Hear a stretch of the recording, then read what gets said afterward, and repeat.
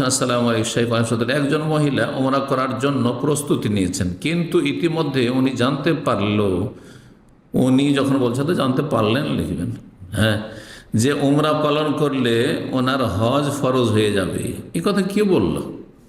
এই ফতুয়া জাহিলদের ফতুয়া। এটা ওমরা করলে হজ ফরজ। সৌদি আরবে অনেকে আসছেন প্রবাসীরা, অভাবী হয়ে ঋণগ্রস্ত হয়ে ফ্রিতে ইসলামী সেন্টার ওমরা পাঠিয়ে দিল, অথবা কোনো ওমরা অফিস ওমরা পাঠিয়ে দিল, তার মালিক ওমরা পাঠিয়ে দিল ফ্রিতে, অথবা 100 রিয়ালে ওমরা করা যায়।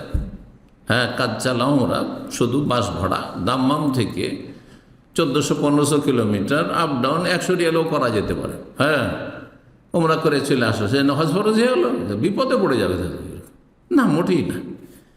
এগুলি ফতোয়া কোনো আলেমে দিয়েছেন?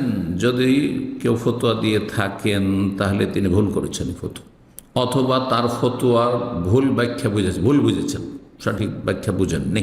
জি, যার শক্তি সামর্থ্য আছে হজ করার, তার উপর হজ ফরজ হবে, আর ওমরা করলেই হজ ফরজ হয়ে যাবে, এটি মূর্খের কথা।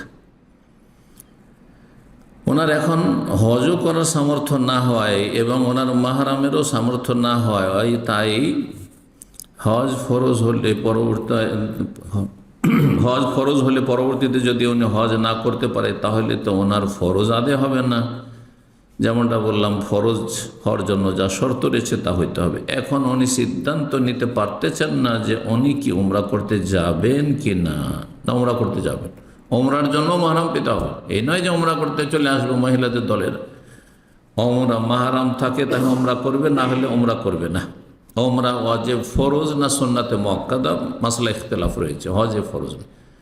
কিন্তু আমি এর আগে আলোচনা বা প্রশ্ন উত্তরে বলেছি, কোনো মানুষের কাছে যদি এতটা পয়সা থাকে যাতে এই বছর উমরা করলে আমি আরও 5 বছর হজ করতে পারবো না বা 10 বছর হজ করতে পারবো না, কিন্তু এই বছর যদি টাকাটা আমি সেভ রাখি, সামনে বছর কিছু সেভ করি, তাহলে আমি আগামী বছর বা তার পরের বছর হজ করে নিতে পারবো, তাহলে তার জন্য উমরা করতে যাওয়া উচিত নয়।